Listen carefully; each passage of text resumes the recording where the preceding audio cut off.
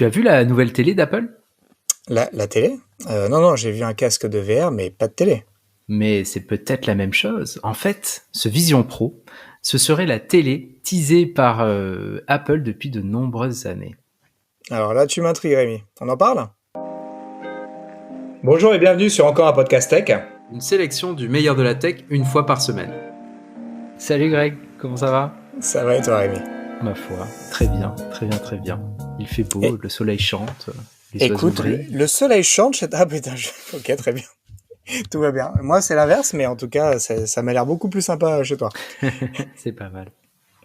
Écoute, peut-être que on a un très très beau sujet aujourd'hui, et peut-être que dans l'avenir, les gens pourront suivre notre podcast sur un casque de VR. Exactement. Qui sait? Exactement, peut-être. Avec Nous verrons nos- à côté, on sera à côté de vous et vous nous écouterez quand vous tournerez la tête vers l'un, vous Ah, entendrez mieux l'un, vers l'autre, ça va être... Ouais, ça va être... Avec nos hologrammes et tout, franchement, ça...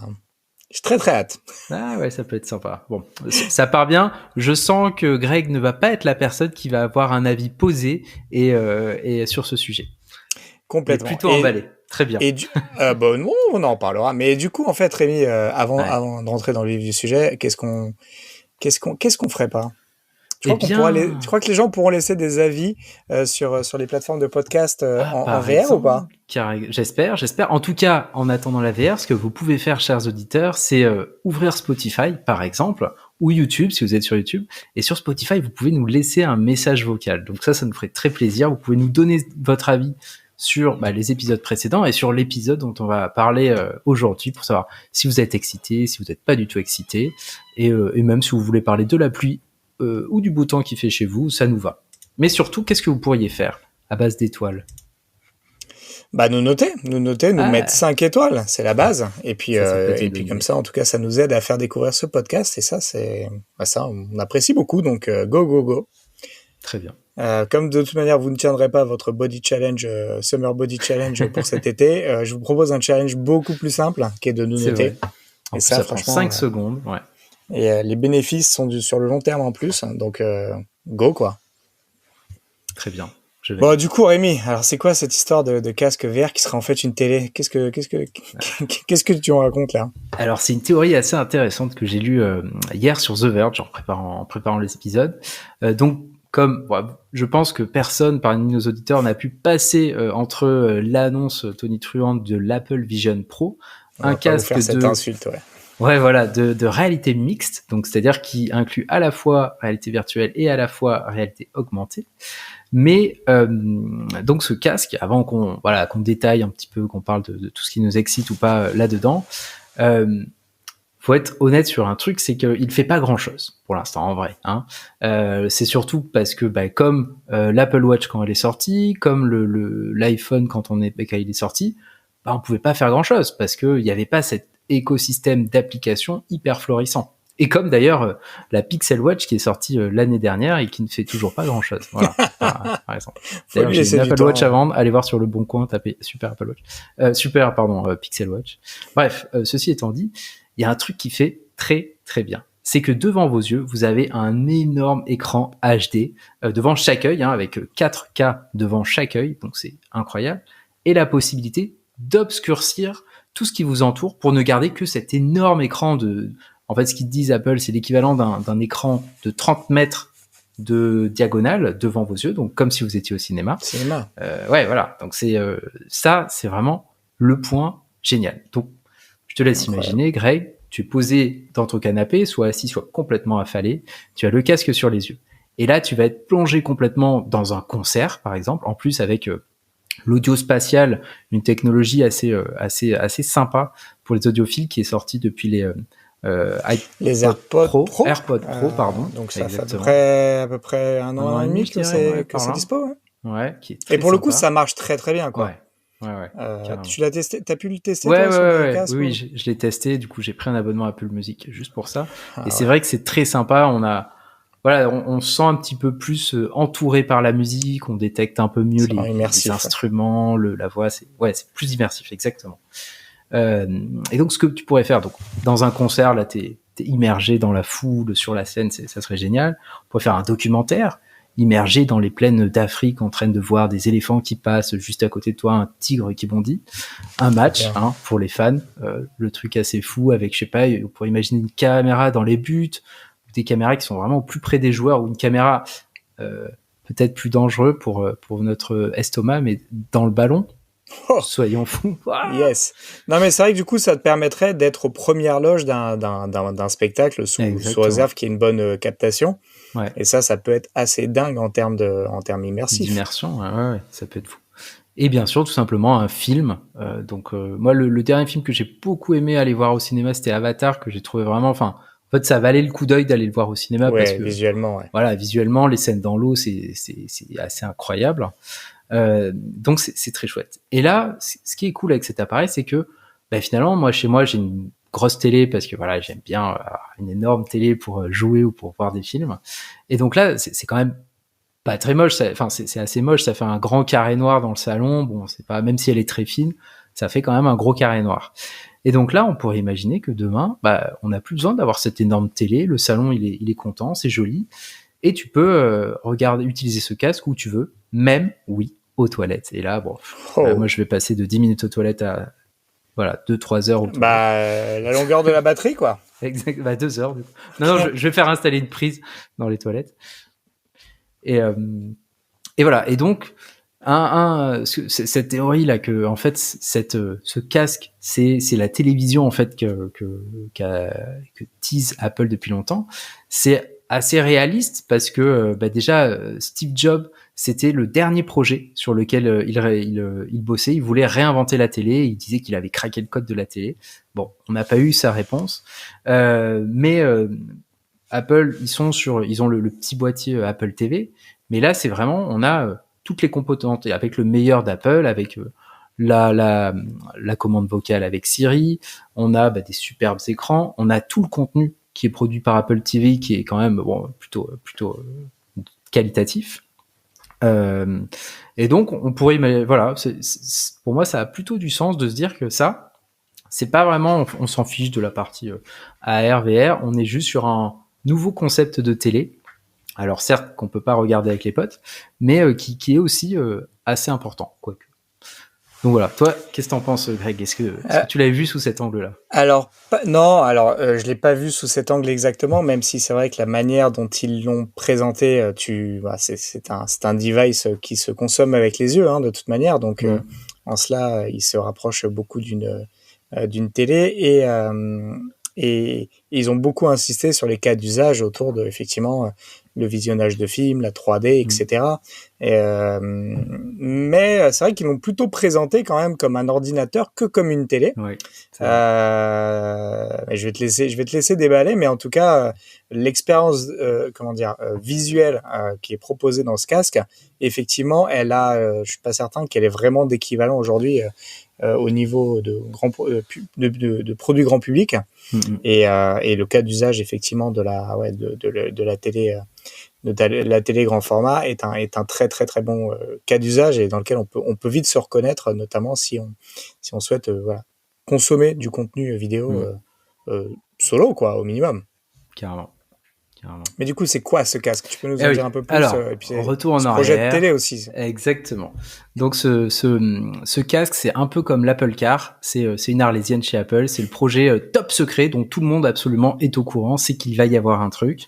C'est un projet qui a commencé vers 2015, où à l'origine, ils cherchaient à créer carrément une télé HD avec des caméras et des micros pour qu'on puisse facilement faire des FaceTime, donc des appels vidéo. Ça a bien évolué, comme vous l'avez pu voir.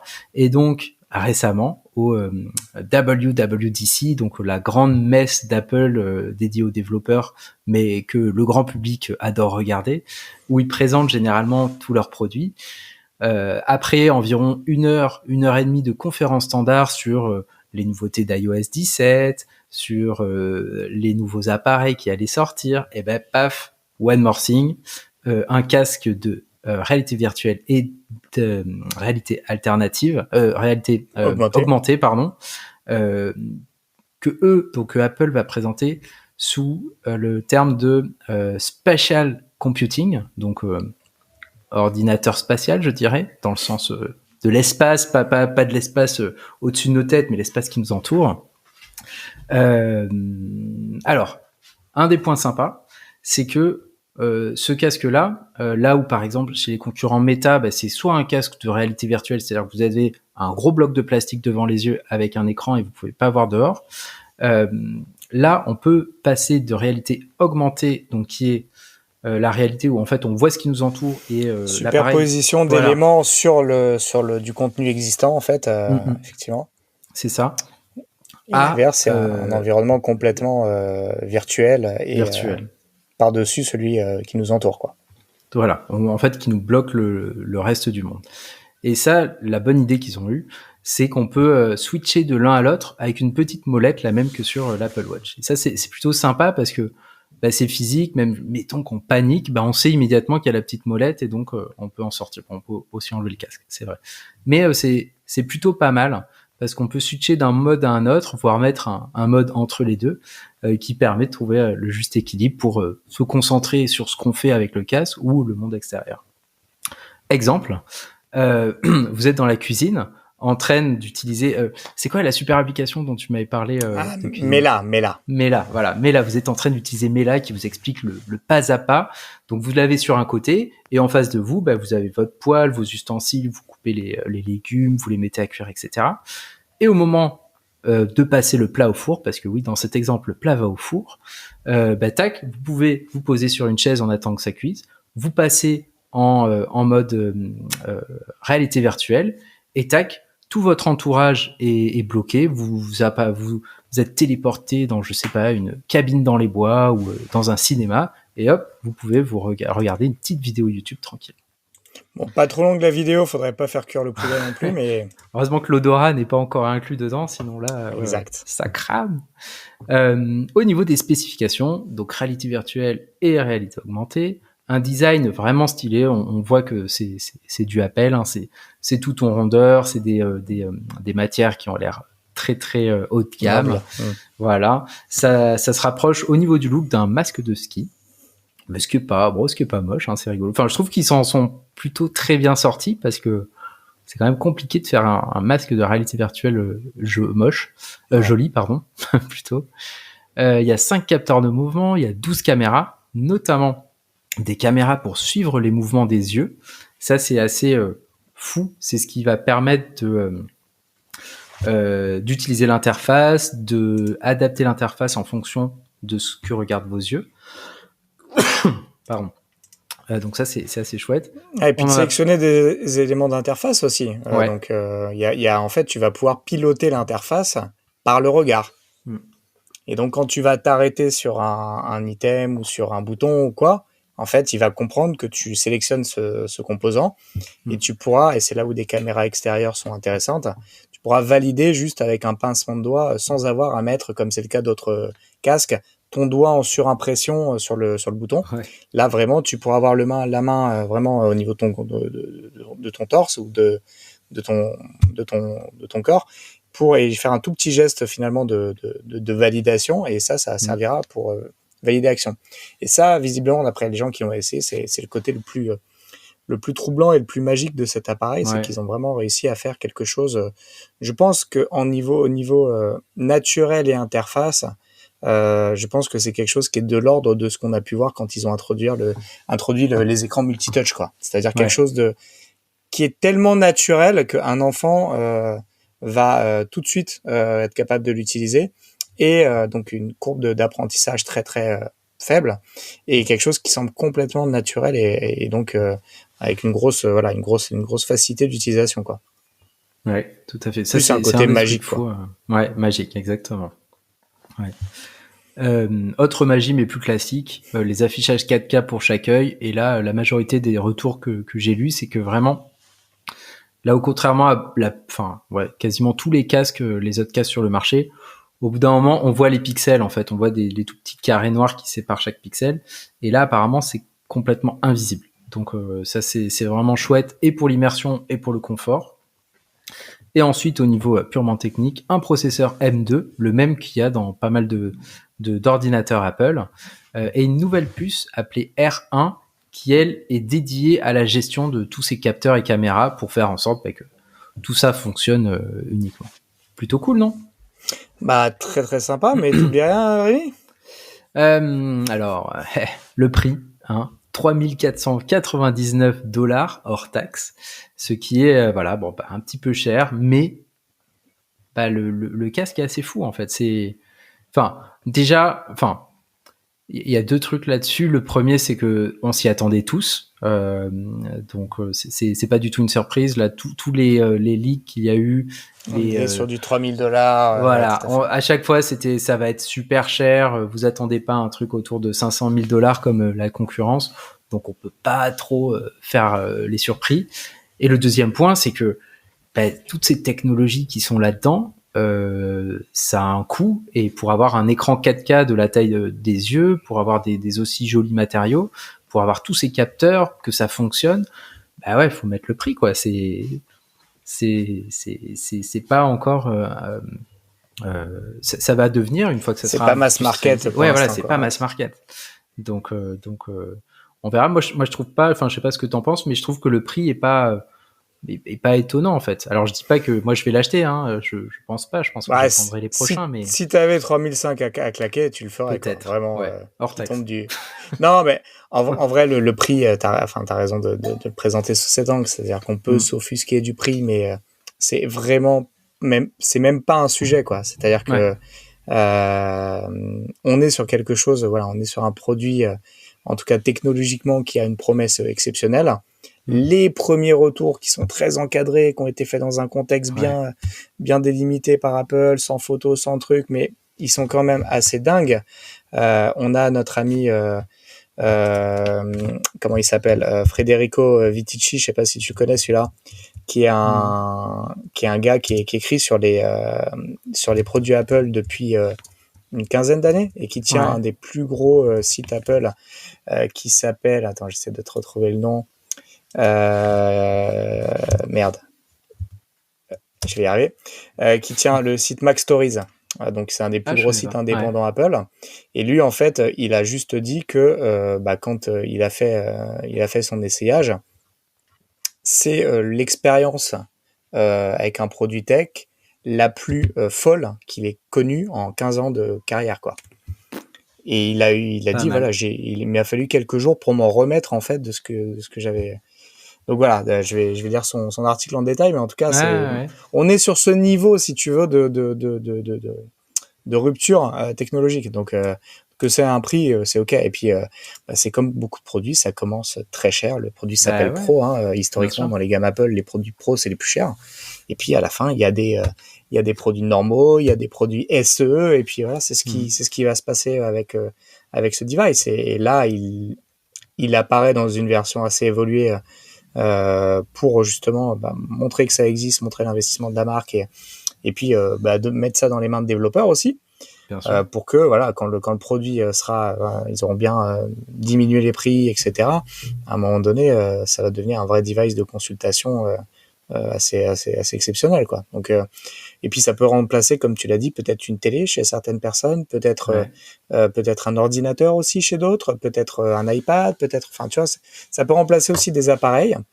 Et puis voilà, il y a plein de cas d'usage dont tu vas nous parler, mais voilà, je pense que le prix n'est pas, pour l'instant, enfin vraiment, c'est pas ça doit pas être un sujet de moquerie ou d'étonnement, comme tu dis, parce qu'on avait vu le truc venir et qu'on est sur un produit très très très très complexe en tout cas. Ouais, non, c'est sûr. Et moi, ça me rappelle quand, tu sais, les écrans OLED, les premiers sont sortis, c'était inatteignable, c'était ultra cher. Et ben maintenant, on nous trouve pour 700, 800 euros, parce que la technologie est mature, parce que voilà, ils en débitent un paquet, et donc forcément, c'est devenu beaucoup plus accessible. Donc, moi, je me fais pas de doute, et d'ailleurs, on sait qu'ils sont déjà en train de préparer la version 2. Qui sera peut-être une Apple Vision normale pour 2024 ou 2025, je sais plus. Donc moi je vois bien vraiment un fonctionnement comme l'Apple Watch, en fait, hein. C'est-à-dire que ils sortent une première version qui finalement répond un peu à ce que t'étais en train ce que faisaient les concurrents fonctionnellement. Ça fait à peu près les mêmes choses, et du coup peut-être un peu mieux, mais voilà, c'est avec la simplicité et le design d'Apple, mais aussi les prix Apple. Et derrière, en fait, ils vont mettre ça dans les mains de développeurs et ils vont voir les cas d'usage qui se dégagent. Et ça va se faire assez naturellement cette adaptation parce que il y a plein de cas d'usage, tu vas nous parler, mais il n'y a pas eu un cas d'usage révolutionnaire qu'on n'avait jamais imaginé ou complètement fou. On est vraiment dans des choses, ce que font les autres, mais beaucoup mieux, quoi. Enfin, de ce que je comprends. Ouais, on dirait. Oui, parce que tu fais bien de dire ce que je comprends, parce que nous n'avons pas encore reçu, étonnamment, nos casques de test. Je sais pas, la Poste. Je pense qu'ils n'ont pas la bonne adresse pour l'instant. C'est juste ça. On va mettre à jour alors. Donc, bon enchaînement, parce que quel cas d'usage le premier, on en a parlé, système de visionnage pour les films, les documentaires, etc. Mais un truc aussi qui peut être lié à une autre annonce qu'ils ont fait, c'est les jeux vidéo. Parce que lors de cette même conférence, Apple a annoncé une solution qui s'appelle Game Porting Toolkit. C'est marrant, pour une fois, un nom qui a du sens, qui, en gros, permet de traduire à la volée des jeux vidéo sous Windows pour qu'ils soient utilisables sur macOS. L'idée, c'est pas d'avoir un outil qui permet aux gens normaux, comme toi ou moi, d'installer leur jeu Windows sur Mac. C'est plutôt, même s'il y a pas mal de bidouilleurs qui l'ont fait avec succès, parce que les processeurs M1, M2 sont quand même ultra puissants et donc ça rend très très bien. C'est plutôt pour les développeurs de savoir qu'est-ce qui va pas dans leur jeu au niveau de la traduction dans les langages Apple, et donc qu'est-ce qu'ils peuvent faire pour améliorer. Ça leur permet d'aller plus vite sur le transfert, enfin le portage. C'est comme quand on porte un jeu d'une console Xbox à une console PlayStation ou vers un PC. Voilà, il y a un temps d'adaptation, c'est le portage. Et donc ça, normalement, ça va être simplifié. Donc moi, j'imagine qu'un jeu vidéo sur cet écran, ça peut être très très cool aussi. Le truc dont tu as parlé, c'est l'ordinateur spatial, en fait, qui est l'idée, c'est d'avoir un bureau agrandi virtuel avec d'un côté on a Outlook, au milieu vous avez un énorme écran avec Teams, à côté on a Arc, encore à côté on a une messagerie. Et d'ailleurs on en parlait dans notre épisode 10. Et ouais, la classe, on était déjà en avance. Exact. Qui permet d'avoir ce bureau virtuel sur lequel vous pouvez avoir des énormes écrans à la place de votre petit ordinateur classique. Ça c'est le rêve Minority Report qu'on traîne depuis les années 90 au minimum, et voilà cette idée d'avoir une immense interface qu'on peut piloter avec les doigts, avec les yeux, avec ce que tu veux, et interagir avec des éléments virtuels d'interface. Et c'est exactement la promesse de cet ordinateur spatial. C'est finalement être capable de lancer des programmes, consulter une page web, regarder un contenu, chatter, etc. Et donc tout ça finalement avec une interface complètement naturelle et visuelle et immersive. Et ça c'est vrai qu'on a vu que moi j'ai jamais été très très convaincu des implémentations qu'on avait pu voir jusqu'à présent, notamment les casques de VR qui permettaient de ça.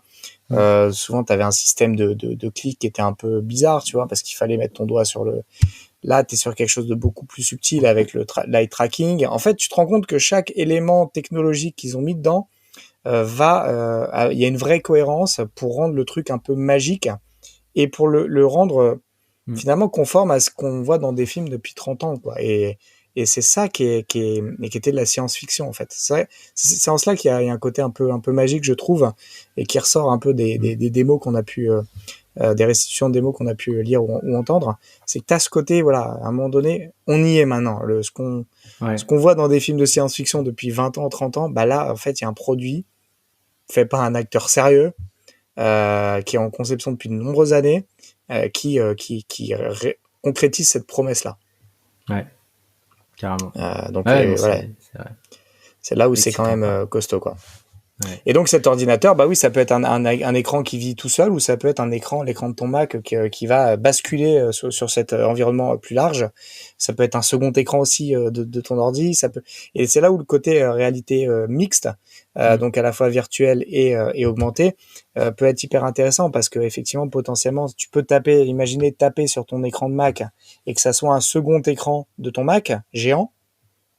Ou au contraire, taper carrément dans le vide, ou sur un clavier Bluetooth, j'en sais rien, tu vois, mais être capable d'interagir avec un environnement complètement virtualisé. Donc ça, c'est quand même assez dingue. C'est ça un des trucs qui m'excite le plus, ouais, carrément, parce que c'est déjà quand on avait fait l'épisode là sur cette personne, donc là c'était pas de la réalité mixte, c'était un environnement virtuel sur lequel le mec il s'était installé un écran géant, pareil, de 30 mètres de diagonale, et du coup il pouvait faire son code, il avait ses emails d'un côté, et lui a trouvé que c'était vraiment hyper pratique parce que vous avez une quantité d'informations affichées qui est incomparable par rapport à ce qu'on peut afficher sur un ordinateur. Donc ça, c'est un cas d'usage qui m'avait vraiment fait tiquer.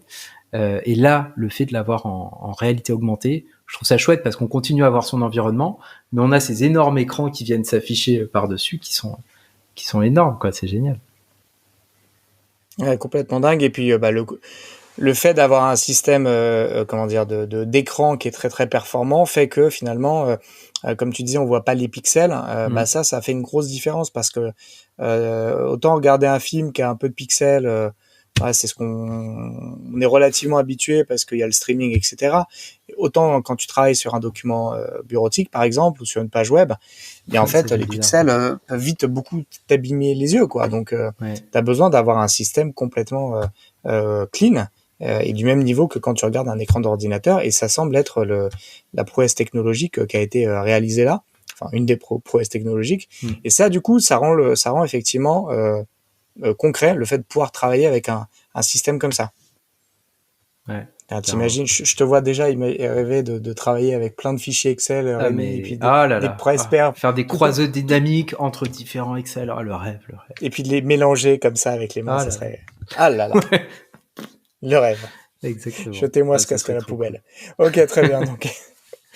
Et en lien avec le bureau aussi, les communications via FaceTime, donc le projet originel de cette télé qu'il voulait construire, où là, bon, moi je trouve ça sympa en tant qu'utilisateur, c'est comme vous faites un Teams ou un Zoom et vous avez qui flotte dans l'espace, vous aurez la tête de vos interlocuteurs et le fichier qui est partagé. Je trouve ça cool. Par contre, le seul problème pour l'instant que je vois, c'est que côté de vos interlocuteurs, ils vous verront pas vous, ils verront un avatar virtuel. Donc bon. Après, peut-être je pense qu'il y a des progrès qui vont arriver. On aura bientôt des avatars photoréalistes. Donc, photoréalistes. Je pense que c'est vraiment provisoire, ça. Les gens sont beaucoup focalisés là-dessus parce que tu as ce côté un petit peu artificiel où c'est un scan finalement de ton visage et puis qui va réagir comme il y a des caméras qui filment ton visage en live. Du coup, les réactions de ton visage seront retranscrites en live, mais ça sera techniquement pas ton visage. Hein, ça sera une copie un peu grossière de ton visage. Là, en fait, ce qui est intéressant, c'est que, comme tu le dis, on le voit, des solutions qui permettent aujourd'hui de synthétiser, enfin, de scanner un visage et de le retranscrire complètement de manière photoréaliste pour lui faire dire ce qu'on veut. Ça existe déjà, en fait. Il y a des outils. Je pense notamment à Synthesio, dont j'ai déjà parlé dans mes newsletters, qui permet de prendre une photo 3D de ton visage, enregistrer ta voix et puis te faire parler n'importe quelle langue avec le ton de ta voix. Donc ça, effectivement, une fois que ça sera réglé, il y a même plus de sujet en fait. Donc t'as un vrai moyen d'interagir avec les personnes et ça a de la gueule quand même. Ouais, non, c'est clair. Est-ce que toi, t'avais repéré d'autres cas d'usage qui n'ont pas été que j'ai pas non, ils ont parlé un peu de l'usage de la 3D comme un moyen d'immerger encore un peu plus avec la prise de photos en 3D, la prise de vidéo en 3D. Ça, encore une fois, ça méritera d'être creusé. Non, moi, ce qui m'intéresse effectivement, c'est le côté immersif dans des expériences de vidéoludiques. Donc vraiment regarder un film, regarder regarder un film ou regarder un jeu vidéo, jouer à un jeu vidéo de manière complètement immersive avec le son, etc. Je pense que tu peux avoir une expérience complètement unique. Et puis moi je vois plutôt le long terme en fait, c'est-à-dire que je pense que on est vraiment sur une V1 et que dans pas si longtemps, je pense que dans moins d'une dizaine d'années, ces technologies seront miniaturisées et tiendront dans des lunettes classiques, quoi. C'est ça qui me fait rêver aussi, ouais. Et c'est là où tu vas avoir t'auras quelque chose de très très intéressant parce que effectivement, le côté réalité augmentée Enfin ouais, non, là, ça aura vraiment, vraiment de la gueule. Il y a quelques trucs à lever, mais en tout cas, je pense que c'est la voie vers laquelle ils vont aller parce que le casque, sous son format actuel, il a quand même pas mal de limitations en termes d'autonomie, en termes d'encombrement, en termes de convivialité aussi. Et je pense que ça va aller assez vite. Tu vois, moi, j'ai remis hier, il faisait beau, mes lunettes Ray-Ban de Meta, qui sont, pour rappel, des lunettes Ray-Ban tout à fait classiques, qui sont en partenariat avec Meta et donc permettent de prendre des photos, vidéos et limite d'envoyer un message, d'écouter de la musique. Et aujourd'hui, ces lunettes-là, si je te les montre, tu pourras pas voir que c'est des lunettes différentes. Ouais. Et c'est ça qui est quand je les ai montrées à pas mal de personnes de mon entourage et il y en a pas une seule qui était pas étonnée en fait parce que c'est vraiment des lunettes complètement classiques que tu peux pas repérer en fait par ailleurs et qui pour autant ont vraiment des fonctionnalités en plus. Et je vois je nous vois bien arriver à cet horizon là, mais voilà dans pas mal d'années. Mais pour moi c'est ça la target, c'est que ça soit complètement intégré à des outils du quotidien quoi. Ouais, carrément. Moi c'est ça le gros projet qui me fait rêver. Là, moi, je trouve, l'appareil est cool en lui-même. On peut faire des choses qui, moi, m'attirent. Juste regarder un film sur cet écran géant ou jouer ou bosser, moi, ça me botte bien. Mais c'est surtout ce pas vers un monde du futur où, après, je sais pas, j'espère que ça va prendre le moins de temps possible, mais est-ce que c'est 5 ans? Est-ce que c'est 10 ans? Est-ce que c'est plus? On aura, comme tu dis, tes Ray-Ban, on aura la même chose avec des lunettes Apple, quoi. Ce sera la même expérience avec des verres très légers qui sont sur notre visage. Et ça serait, ça fait pas mal rêver quand même. Trop cool. Ouais, non, ça c'est très stylé. Et puis après, je pense qu'il y a pas mal de choses qui vont progresser aussi. Et moi, je les voyais pas tellement venir jusqu'ici. C'est on reproche beaucoup à ces outils de t'isoler. Là où je pense, on dit voilà, tu vas regarder un film et c'est pour regarder un film tout seul, etc.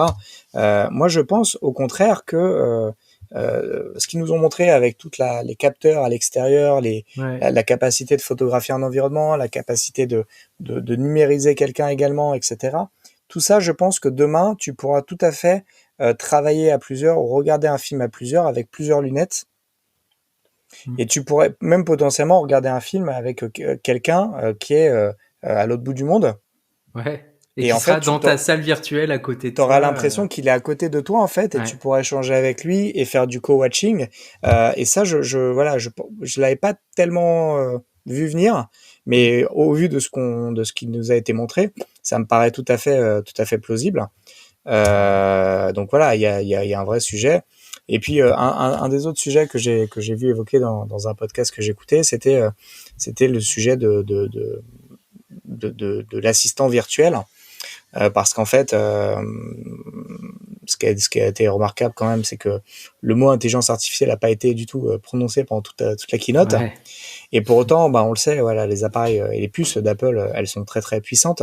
Elles permettent de faire tourner des modèles de langage assez évolué en local, et ça va très très vite itérer. Et tu peux très bien imaginer que effectivement demain, ce genre de modèle sera complètement intégré et tournera sur ton casque, en ayant connaissance de ton environnement, de ton agenda, de tes données, de tes photos, de tout ce que de tes préférences. Et en fait, si ce truc-là il est connecté à tes datas qui sont dans ton environnement Apple, que c'est capable d'interagir localement parce que la puissance de calcul est là, et qu'en plus tu as une interface pour consulter tout ça et pour te parler, qui fait sens et qui est complètement pas intrusive via des lunettes, là t'es dans Iron Man, quoi, tu vois. Ouais. Et honnêtement, ce qui paraissait délirant il y a quelques mois devient complètement une éventualité très très sérieuse, quoi.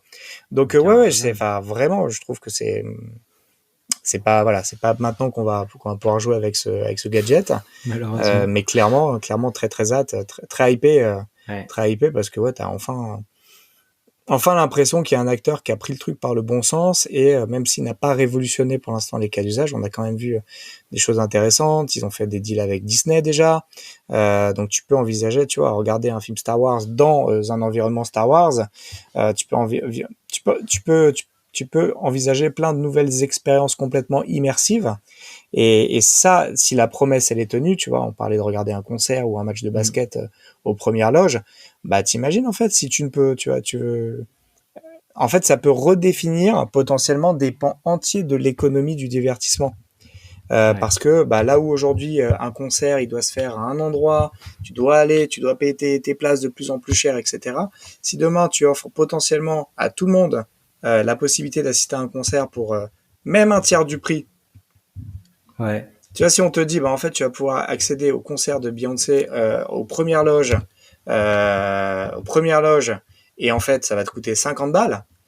Bah, en fait, et que qu'Apple peut vendre ce truc-là à 2 millions de personnes, et que c'est du live, bah, en fait, là, t'as une proposition de service, et puis tu peux dupliquer ça pour les matchs de sport, tu peux dupliquer ça pour pas mal d'événements. Pour les cinémas. Pour les cinémas. Tu pourrais être virtuellement dans un vrai cinéma. Bah, ouais. Ah ouais, enfin, honnêtement, imagine si t'es capable de faire alors, je pense qu'on n'est pas complètement prêt là-dessus, mais si effectivement t'es capable de louer ton film à la demande, comme tu le ferais au cinéma, et dans cet environnement-là, bah en fait, why not, quoi, tu vois. Si en plus le truc il est doté de 3D, visiblement l'expérience Avatar là qui est en 3D dans les démos, elle est aussi convaincante, si ce n'est plus qu'elle l'était au cinéma. Bah en fait tu te dis ok, ça peut être pas mal quand même, quoi. Donc tu vois, ça peut ouvrir tout un tas de nouveaux supports et c'est là où je pense que le produit, cette version-là marche ou pas, c'est même pas un sujet, mais ça a potentiellement vraiment, enfin tu vois, il peut y avoir un effet App Store en fait, c'est-à-dire que ça va créer les conditions, un nouveau marché, pour plein de nouveaux marchés, plein de nouveaux services qui pouvaient sembler inimaginables, et ça, je trouve que voilà, c'est le côté le plus palpitant, et c'est là où je pense que la promesse peut être tenue, parce que voilà, Apple étant Apple, ils savent ce qu'ils font en termes de hardware, ils sont en train vraiment de